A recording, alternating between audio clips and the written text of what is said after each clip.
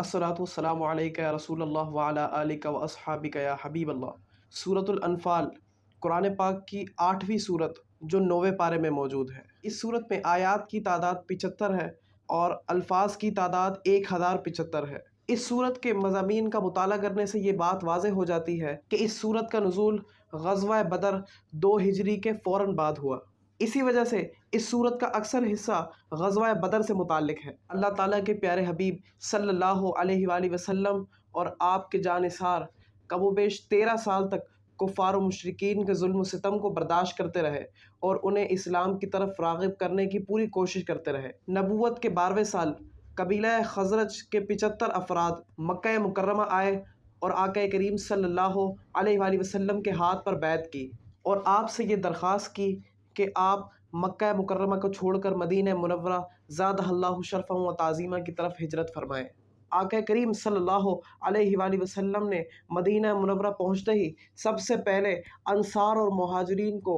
اخوت کے رشتے میں پرو دیا اور ہمارے پیارے نبی صلی اللہ علیہ وآلہ وسلم نے اسلامک سوسائٹی کی بنیاد رکھی۔ پیارے نبی صلی اللہ علیہ وآلہ وسلم نے مدینہ منورہ کے مضافات میں رہنے والے یہودیوں سے معاہدے بھی کیے، انہیں مکمل مذہبی آزادی دینے کے ساتھ ساتھ یہ معاملات بھی طے پائے جب بھی کوئی دشمن مدینہ منورہ پر حملہ کرے گا تو ہم سب مل کر اس دشمن کا مقابلہ کریں گے۔ ہجرت کا دوسرا سال تھا اور شعبان کا مہینہ تھا اور تقریباً فروری یا مارچ 623 عیسوی میں جب ابو سفیان کی قیادت میں ایک تجارتی قافلہ جس میں تقریباً 50,000 پاؤنڈ کا سامان موجود تھا شام سے مکہ مکرمہ کی طرف لوٹ رہا تھا، مگر اس قافلے کے ساتھ محافظ دستے کی تعداد بہت کم تھی۔ اس خوف سے کہ مسلمان اس قافلے کی اگر معلومات حاصل کر لیں گے تو اس قافلے پر حملہ کر دیں گے، اس خوف سے ابو سفیان نے ایک قاصد تیار کیا اور اس قاصد کو یہ ہدایت کی کہ مکہ مکرمہ جا کر ان لوگوں کو یہ اطلاع دے کہ تمہارے سامان کی حفاظت کے لیے جو دستہ تم نے بھیجا تھا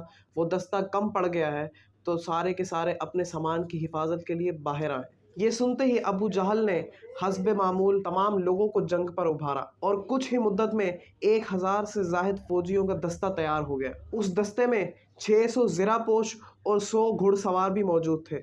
اور ان کے مقابلے میں میرے پیارے نبی صلی اللہ علیہ وآلہ وسلم کے پیارے جانثار جن کی تعداد صرف 313 تھی وہ ان کے مقابلے میں آئے، جن میں 83 مہاجر، 61 قبیلہ اوس اور باقی 170 کے قریب قبیلہ خزرج کے انصار تھے۔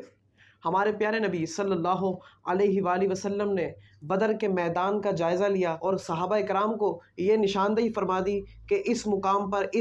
پر یہ نامراد جہنم واصل ہوگا۔ 17 رمضان المبارک جمعے کا ہی وہ دن تھا جس دن کفر اور اسلام کے درمیان میں فیصلہ کن جنگ ہوئی، اسی لیے قرآن حکیم نے اس روز سعید کو یوم الفرقان فرمایا، یعنی وہ دن جس دن حق اور باطل دونوں الگ الگ ہو گئے۔ اس صورت میں مال غنیمت کی تقسیم کے معاملات بھی بیان فرما دیے گئے۔ اس صورت کے آخری حصے میں ہمارے پیارے نبی صلی اللہ علیہ وآلہ وسلم کے پیارے جانثاروں کی فضیلت کو بیان کیا گیا، جن کی سرفروشیوں، قربانیوں اور جاں بازیوں کی بدولت اسلام کو سربلندی اور عروج حاصل ہوا۔